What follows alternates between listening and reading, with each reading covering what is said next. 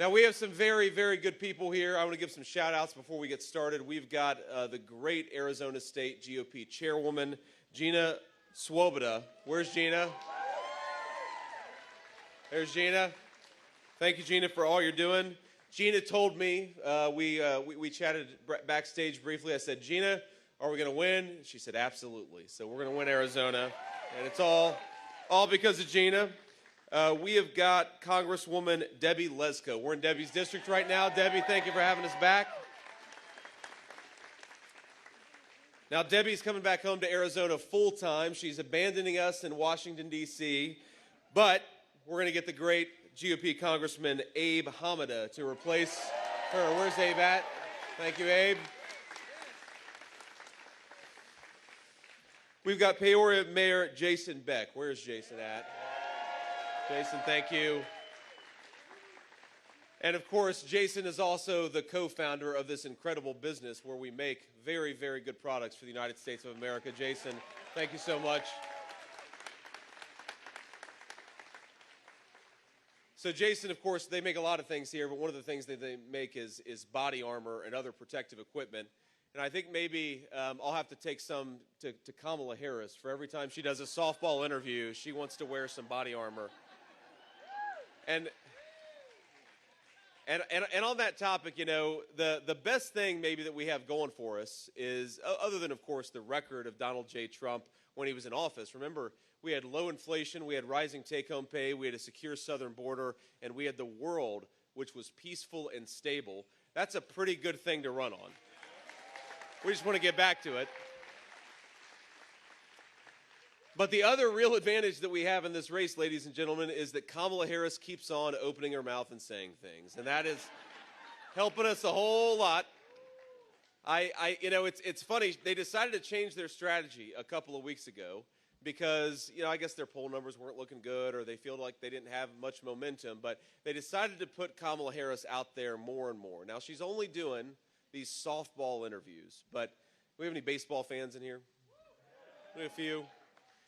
As you all know, the problem with the softball interviews, you still got to be able to hit a softball. And unfortunately for Kamala Harris, every time that she does an interview, she makes our case for us. And I got to be honest with you, I almost feel bad for Governor Tim Walz. I'm the only person in the room that feels bad for Governor Tim Walz, because think about it. I got the easiest job in American politics. I got to go around and just remind the American people that Donald Trump delivered rising take-home pay and low inflation. That's a pretty easy job.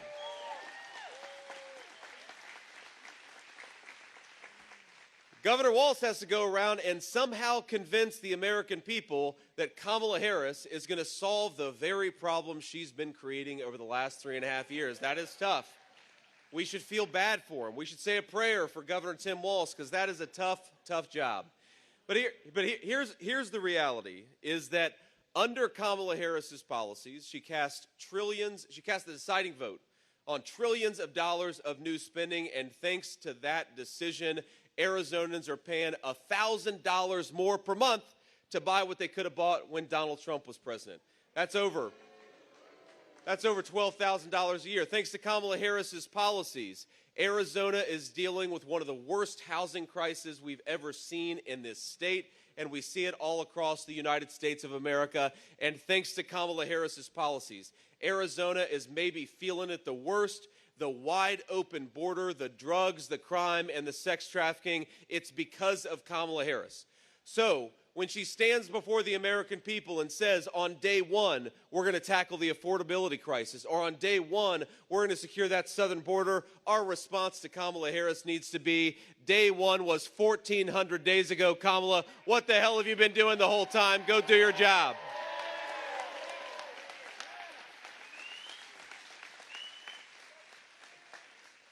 Now, we know, of course, that the people who are hit the hardest by Kamala Harris's terrible policies are very often those who can least afford to pay an extra $100 to go to the grocery store or pay a few hundred extra dollars in rent per month. And, of course, we know that a lot of our senior citizens, are the ones who are living on a fixed income, are the ones who have been hit the hardest by Kamala Harris's inflation. So here is what Donald Trump is going to do. Two big things for our senior citizens in Arizona and all across the country.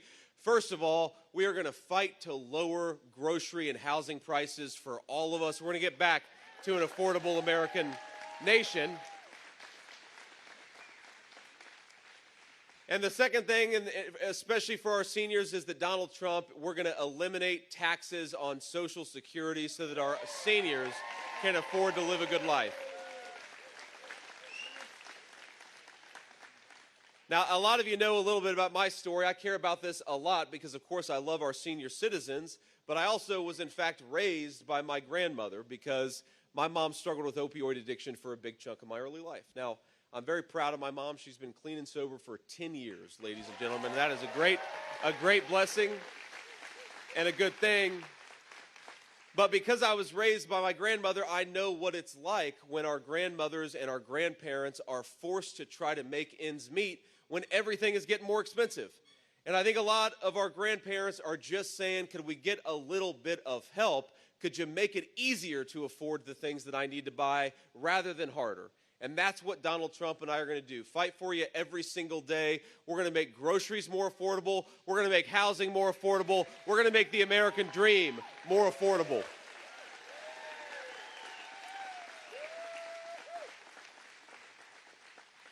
And really, my friends, it's actually pretty simple because here's what's happened under the leadership of Kamala Harris. It's always useful to sort of compare and contrast because, you know, I feel bad sometimes for anybody who's listening to Kamala Harris's interviews because there's no specifics, right? I mean, you ask, even with these softball interviews, they'll say, well, what is your specific plan to lower the price of groceries and housing? And Kamala Harris will say, well, I grew up in a middle-class family. Or, you know, they'll say, well, you know, Kamala Harris, the border is wide open. What are you going to do that you haven't done over the last 3.5 years to close down that southern border? And she'll say, well, when I worked at McDonald's, I made the hash browns, and I was very good at it. And anybody with a lick of common sense is saying, Kamala, you haven't actually answered the question. So let me try to talk a little bit about the specifics and the details and the difference between a President Donald Trump and a President Kamala Harris. As much as that is a nightmare, we don't want that, but let's just talk about it. All right, so Kamala Harris's economic plan is to wage war on American energy, drive up the cost of oil, drive up the cost of natural gas, and drive up the cost of everything that requires low energy costs, which is everything that we buy, from the homes that we buy to the food that gets delivered to the grocery store. You know, Donald Trump's plan to bring down energy prices is very simple. It's drill, baby, drill. We got plenty of oil and gas in our own country. Let's get it out of the ground. Kamala Harris is going around the country bragging. I've never seen a politician bragging about raising taxes on American citizens and then rewarding companies that ship American jobs overseas, and I think that gets it exactly backwards. Donald Trump is going to lower your taxes, and we're going to punish the companies that are shipping American jobs overseas. We want to build more right here in the United States of America. You know, Kamala Harris wants to open. They came into office. They came into office bragging that they were going to undo all of Donald Trump's border policies, and then that is exactly what they did. So Kamala Harris wants to open the border and roll out the red carpet for illegal immigration in this country. Donald Trump's plan is simple: build the wall and send people who came here illegally back home. We got to focus on our own citizens.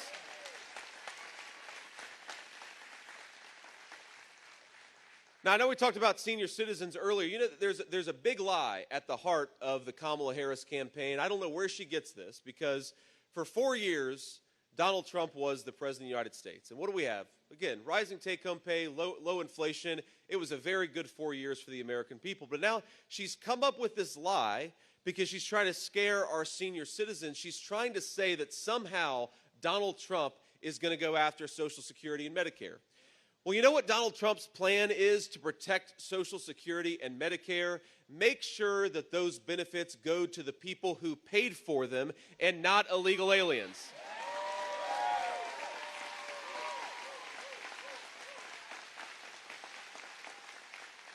Because Kamala goes around the country, she has said explicitly that she wants to give Social Security and Medicare benefits to people who don't have the legal right to be in this country in the first place.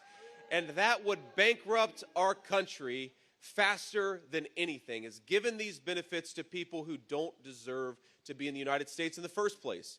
And I remember this came up during the debate. Tim Walz said, well, we're not mad, and we want to be compassionate for immigrants. We want to be compassionate for everybody. Look, I don't disagree with that.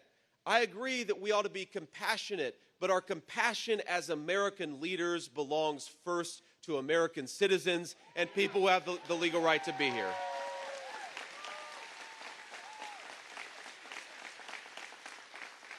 And my friends, there is nothing compassionate about bankrupting our country by giving benefits to people, rewarding people for breaking our laws to enter the country in the first place. So, to every person who has come into the country illegally under Kamala Harris's leadership, Kamala Harris wants to roll out the red carpet, give free health care and housing benefits. Donald Trump has a different idea. Donald Trump's plan is pretty simple. In 4 months, pack your bags because you're going back to where you came from.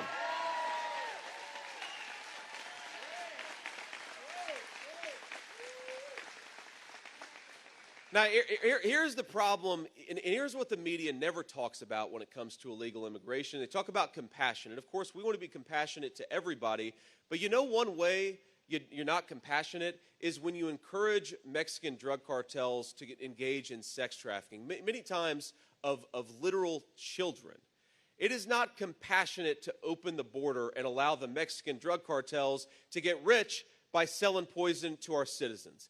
It is not compassionate to allow the Mexican drug cartels to sex traffic children into the United States of America, and it is not compassionate to allow hundreds of thousands of American citizens to die of fentanyl overdoses. Our message to Kamala Harris is yes, we are a compassionate people, which is why we want to secure the damn border, and the only way we're going to do it is if we elect Donald J. Trump.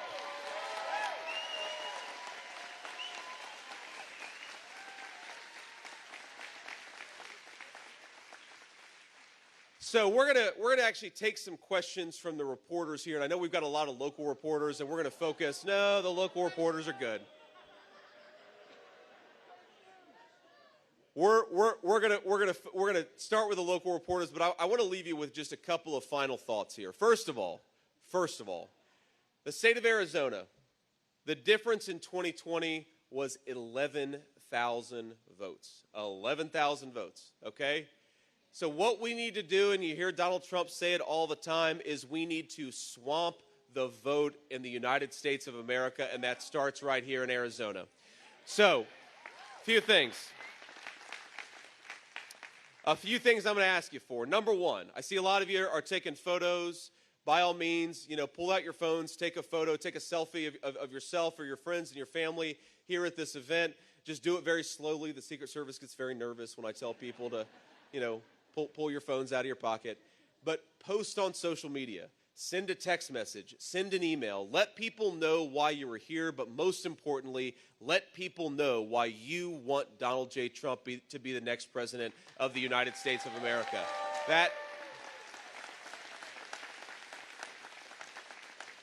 That people power, that person-to-person engagement, my friends, that's how we're going to win this election. We're never going to get a fair shake from Kamala Harris or her media allies, but we can tell the truth to one another. So get out there and talk to every single person you can about the importance of saving this country. And the best way to do it over the next couple of weeks is to get people out there to vote for Donald J. Trump and all of our great candidates here in the state of Arizona. That's the first request that I'm going to make of you. Second request is go to this website, swampthevoteusa.com, and I'll repeat it, swampthevoteusa.com. What you can do with that website is check your registration, check where you're able to vote, check your polling location, and also get some tips on how to encourage your friends and family to get out there and vote. Because again, this is a lot of fun, and I like being here, but we're not going to be able to do the good job we need to do for the American people unless you do your job and get out there and vote. And the third request I'm going to make is I want every single person in this audience to get out there and vote for Donald Trump 10 times. Now, I know, we're Republicans. We only vote once. We do it the legal way. Here's the legal way. The New York Times is going to report tomorrow. J.D. Vance encourages voter fraud in Arizona. But the way to get out there and vote 10 times legally is to take yourself to the polls and take 9 people along with you. That is how we can vote 10 times. The legal way. So that's what I want you to do. I want you to go swampthevoteusa.com. I want you to talk about why you're voting for Donald Trump, especially on social media. And I want you to commit to getting 9 people out there to the polls. Because here's the scenario that I want you to consider. And I don't mean to give you nightmare fuel here, but I'm going to do it. We wake up on November the 6th, and Kamala Harris has barely elected President of the United States by a 700-vote margin in the state of Arizona. Think about that and ask yourself what you can do from now until then to make sure it doesn't happen. That if there's a... Kamala Harris put that sign up, ladies and gentlemen. I'm telling you, she did.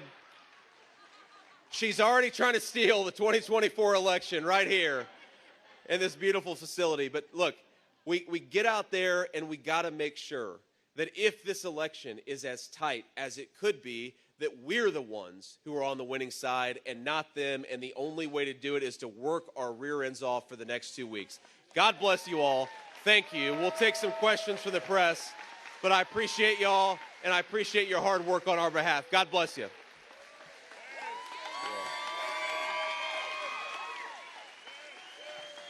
All righty.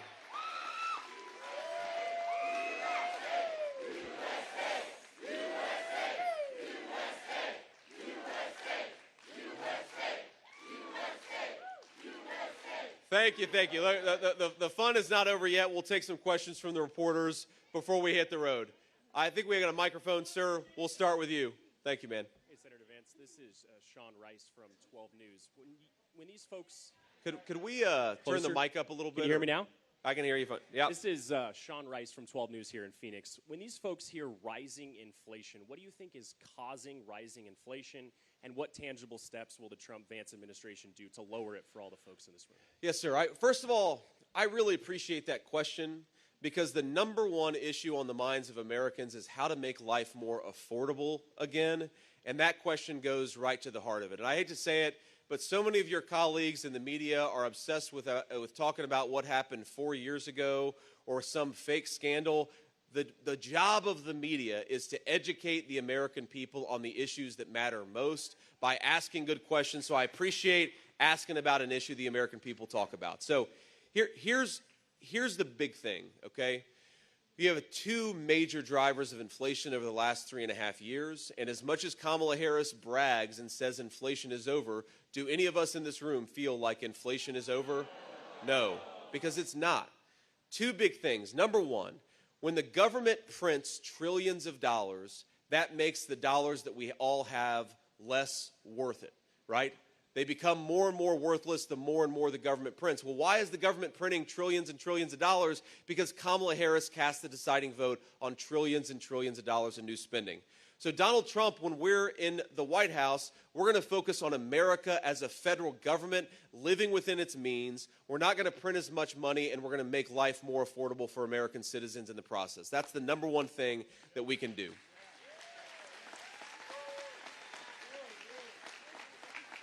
But here's the second thing, right? And I think a lot of people don't realize that the cost of energy is an important part of the cost of everything. Think about it. If the truck driver who's delivering the groceries to the grocery store is paying 45% more for diesel, and he is under Kamala Harris's leadership, then we're all paying more for groceries. If the guy delivering the lumber to the job site is paying 50% more for gasoline, then we're all paying more for housing. So if we want to lower prices for American citizens, we have got to unleash the American energy economy. We got to be energy dominant. That's the best way to lower prices for all of us.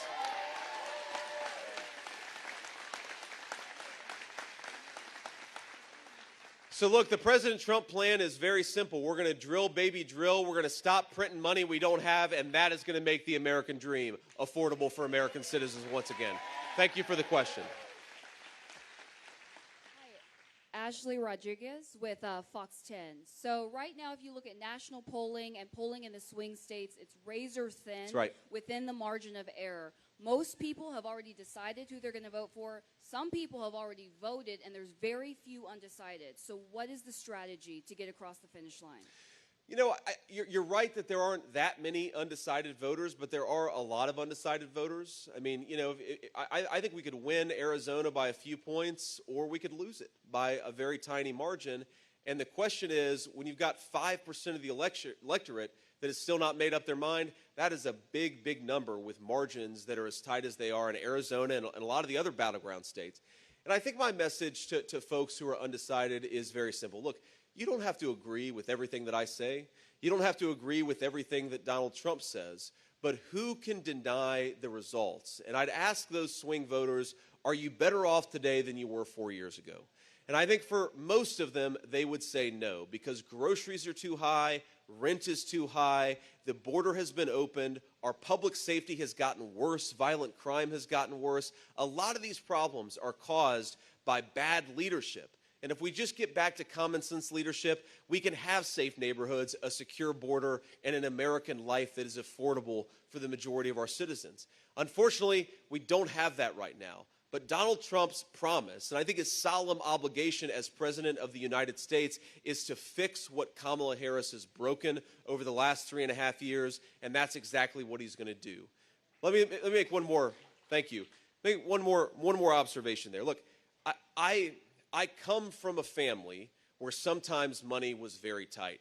I know what it means when groceries go up by 25% in 3.5 years. That means there are a lot of American families who are not getting the things that they need. When the price of energy goes up by 30, 35, 40%, that means a lot of our citizens who are choosing not to go on a vacation or choosing not to do something that they would otherwise do, again, because of bad leadership. We need to get back to common sense economic and governing principles so that the American people can afford to live a good life. That's what Donald Trump is going to do. Frankly, he already did it once before, but I think we're going to unleash, with Trump as president for a second term, a golden age of prosperity for Arizona and the whole country, but we got to get him there first. Thank you. Sir. Hi, J.D. Vance. We talked a few weeks ago in Tucson. I'm Jose Angel from Telemundo. I want to ask you a little bit because Donald Trump has said before that he will revoke the temporary protective status of some migrants in Ohio. And I want to ask you, what's your plan? Will you support that? The same thing for migrants in different communities, not just Haitians, Venezuelans, or Mexicans in general that are applying for asylum, which is basically a program that is legally based. And what would you do with them if you would revoke them or not? Well, there are, of course, so many differences between Donald Trump's approach to the border and Kamala Harris's approach to the border. But this particular issue, I think that what Kamala Harris has done is she has used programs that are meant to help people who are escaping tyranny, and she's used it to grant amnesty to millions upon millions of people who have no legal right to be in the country, and that has to stop. Because here's what happens. Here's what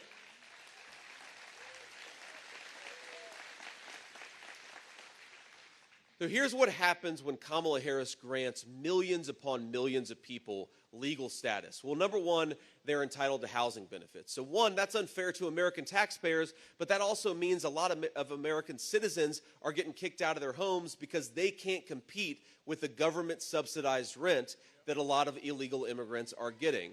When you do this, I mean, in Arizona schools right now, we have got thousands upon thousands of children who can't even speak the local language in Arizona. Sometimes they don't even speak Spanish, of course, because we've got illegal immigrants coming from all over. What does that do to the education of American children when their teachers aren't teaching them, but they're focused on kids who don't have the legal right to be here? And again, nothing against the children, but we can't have a border policy that ruins the quality of American education. That is not compassionate to the American children that I have a responsibility to. So what Donald Trump has proposed doing is we're going to stop doing mass parole. We're going to stop doing mass grants of temporary protective status. Of course, you're going to have people fleeing from tyranny, but that happens on a case-by-case basis, not by waving the magic government wand and giving millions upon millions of people who don't have the right to be here legal status. It is a disgrace, and Donald Trump is going to stop it.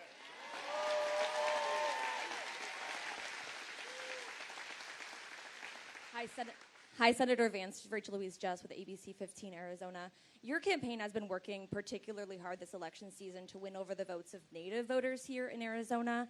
Can you promise that they'll be able to have a seat at the table, potentially roles in your administration, should you get to the White House? That's right. Yeah, no, I appreciate you asking that question. We really have done. We've tried to reach out to a lot of tribal Americans, a lot of Native Americans, and I've actually had some very good conversations with some of the tribal leadership all across our country. And I think, you know, the reason why you have, I think, Native Americans coming around to Donald Trump's candidacy, and a lot of these folks haven't voted Republican maybe in their entire lives, certainly not in many, many years, is they recognize that a wide open southern border and unaffordable groceries and rent, it hits our Native communities as hard as it hits anybody else, and we've got to stop it. We've got to look out for people who have the legal right to be here. And of course, that's very true of our Native citizens. The thing I promise, both for me and also on behalf of President Trump, is look, we're not always going to agree on every issue. We're not going to agree on every issue just in this room. And these are some pretty, you know, diehard folks in this room, right? But what I always promise is we're always going to listen to people, and Native and tribal folks are always going to have a seat at the table, right? Because sometimes, and this has been an interesting learning experience for me, is you assume that a particular tribe is going to come out one way on an issue, and then you sit down and talk to them, and they actually have a totally different perspective than what you thought they would have had. The only way to know where folks are coming from is to actually talk to them.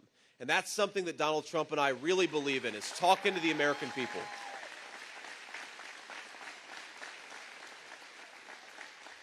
You know, one final thing on this, it's not related to the Native issue in particular, but one of the things that I think really separates Donald Trump's approach to leadership and Kamala Harris's approach to leadership is Donald Trump believes in persuading your fellow citizens and not trying to censor them. And I think it's a really...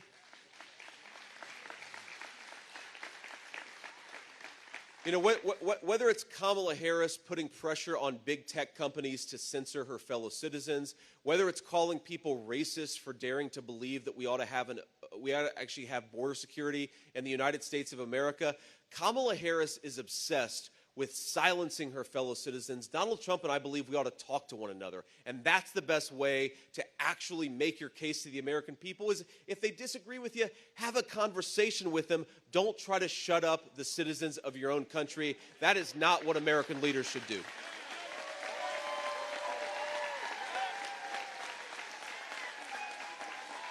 Let's do two more questions, then we're going to have to hit the road. Sir. Hi, Senator Vance. Wayne Shutsky with KJZZ News. We heard Mayor Beck mention the Taiwan semiconductor facility in North Phoenix. That facility, along with many others in Arizona, are recipients of CHIPS Act funding, which former President Trump has criticized on occasion. So my question is, if elected, what would the Trump-Vance administration, how would it handle administering CHIPS Act funding moving forward? Yeah, so I just want to be clear here that President Trump, more than any political leader of my lifetime, believes in bringing American manufacturing back to the United States of America, and that includes semiconductors. And one of the things that President Trump makes this point all the time is that part of the leverage that communist China has over us is that they control the market for semiconductors, for computer chips, which computer chips are in everything, right? They're not just in our phones, they're in our cars, they're in our laptops, they're in our refrigerators. We have got to make more of this stuff in the United States of America, and we're thrilled about the expansion of operations in Arizona. That's a very good thing. President Trump, what he has criticized sometimes is the administration under Kamala Harris's leadership, the way that we try to force these companies. Look, give you two options. Option one is we say we need to do more chip manufacturing in the United States of America. Let's lower energy costs and let's encourage businesses to produce as many chips in America as possible. That's option A. That is what Trump thinks that we should be doing, encouraging more manufacturing. What you've seen under Secretary Raimondo and Kamala Harris is them trying to say that you're only going to get money to manufacture chips if you do what we want you to do politically. And I think that's not a way to run an economy in this country. I frankly don't care if you agree with us on this political issue or disagree with us. So long as you're paying your workers a good wage and building a great American product, Donald Trump and I will be on your side. That will happen every single day of our administration. But this thing you see with Kamala Harris where she says we're going to hold your government funding hostage unless you agree with our politics. You see this in the banking sector, them trying to say we're not going to allow you to open a bank account if you don't agree with us. You see this with social media. We're not going to allow you to have a social media company unless you toe the progressive line. We want American business to build great products. Cut out the political BS. Let people do what they want to do. And if you disagree with them, talk to them about it. Don't try to shut their business down. Final question.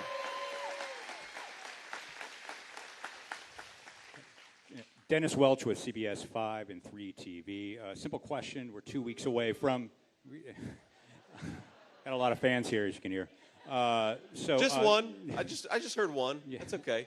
Go ahead, Dennis. We'll end with this question. The election is 2 weeks from today. I'm not going to be asking you about 4 years ago, but from what you've seen, from what you've learned, are you confident in the Arizona election system, and are you going to accept the results moving forward? Well, look, I think that we're in a better place than we were in 2020. And I think that what we're going to keep on working on over the next couple of weeks, I mean, you saw this even in 2022, where some of the voting machines in Maricopa went down on Election Day. Now, whether you think that was just incompetence or something else, it's not okay. We want every legal ballot to be cast and to be counted in the United States of America, so we're going to keep on fighting for election integrity. But look, Dennis, sitting here today, are we going to get this perfect? Of course we're not going to get it perfect, but we're doing a hell of a lot better in 2024 than we were in 2020. So the best message that I can give is to get out there and vote through whatever method makes the most sense. And look, I'm one of these guys, I don't love election season. I like election day. But as President Trump said, it is what it is. And if we're going to have early voting and mail-in voting and election day voting, then we need to take advantage of every opportunity we have to vote. Get out there and make your voices heard. And yes, I think we're going to have a good election in Arizona in 2024.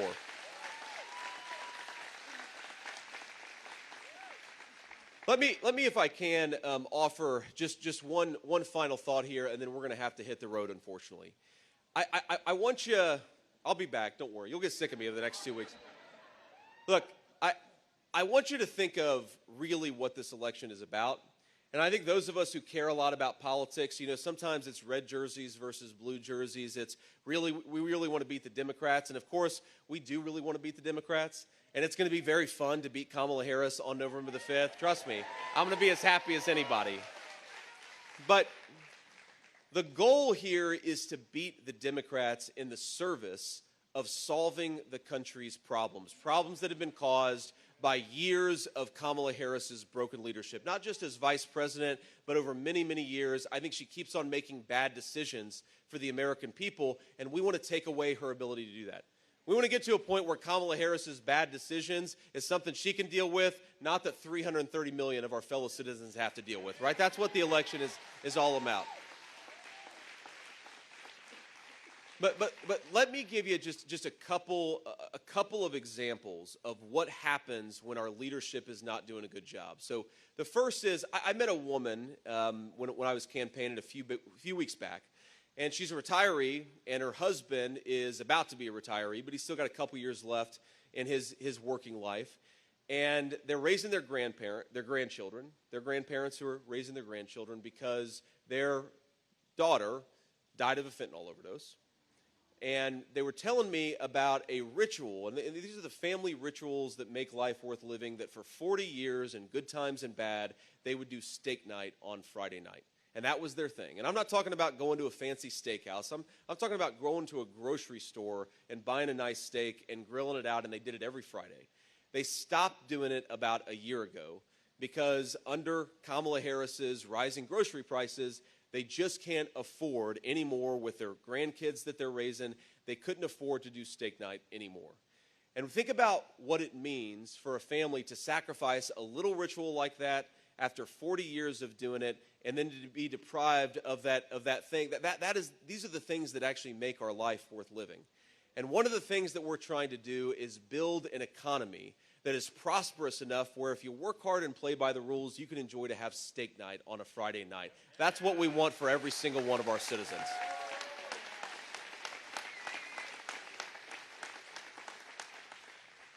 Now, I know very personally, actually, because I grew up in a family, again, that didn't always have a whole lot of money. And I know this is maybe not as big of an issue in Arizona as it is in Ohio. But I remember when it got really cold and money was especially tight, my grandmother would sometimes say, you know what, we're going to throw a few extra blankets on the bed. We're not going to turn on the heating tonight because we can't afford it. And I think that in a country with as unlimited the energy resources that we have, we ought to fight for the right of every citizen. So again, so long as they work hard and play by the rules, every single one of our citizens should be able to heat their home in the middle of a cold winter night. But that has gotten harder. That's gotten harder because energy prices are 45% higher than they were 3.5 years ago because Kamala Harris has gone to war on the American energy sector.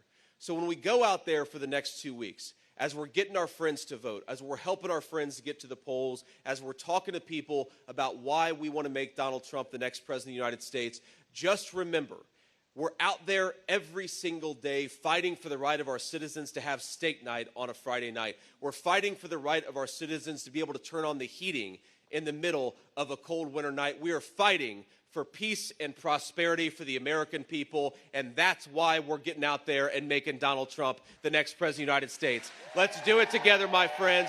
We got 2 weeks to go. Let's make it happen. God bless you. I love you, Arizona. We'll be back soon.